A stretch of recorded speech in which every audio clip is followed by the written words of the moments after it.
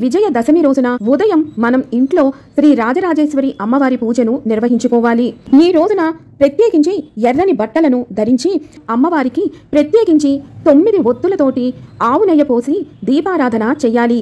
ఆ తరువాత శ్రీ రాజరాజేశ్వరి దేవి అష్టోత్తరంతోనూ లలితా సహస్రనామాలతోనూ అమ్మవారిని నల్ల కలువలతో లేదా ఎర్రటి పుష్పాలతో లేదా కుంకుమతోటి ఈ రోజున భక్తి శ్రద్ధలతో అర్చించాలి. ఆ తరువాత అమ్మవారికి ఈ రోజు ప్రత్యేకంగా దద్యోదనం, మహానివేదనం, శక్తి ఉంటే పొంగలి, పులిహోర నివేదించాలి. ఆ తరువాత హారతిని ఇచ్చి ఇంటికి వచ్చినటువంటి ముత్తైదువులకు తాంబూలం ఇవ్వాలి. శక్తి ఉంటే శ్రీ రాజరాజేశ్వరి అమ్మవారి నిత్య పూజ లేదా దేవి భక్తిమాల పుస్తకాలను ఆ ముత్తైదువులకు పంచాలి. ముత్తైదువుల ఆశీర్వచనం తీసుకోవాలి. ఇలా చేయటం వల్ల దీర్ఘ సుమంగళి ప్రాప్తి కలుగుతుంది. ఆ తరువాత అమ్మవారికి మీ యథాశక్తి కొలది మంగళ ద్రవ్యాలు అన్నిటినీ ఉంచి ఆకుపచ్చ రంగు చీర శక్తి ఉంటే, లేదు అంటే కేవలం మంగళ ద్రవ్యాలు, పండు, తాంబూలాన్ని అమ్మవారికి సమర్పించి ఉద్వాసన పలకాలి.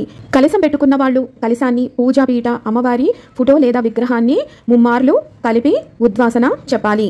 దీంతో నవరాత్రి పూజ సమాప్తి అవుతుంది.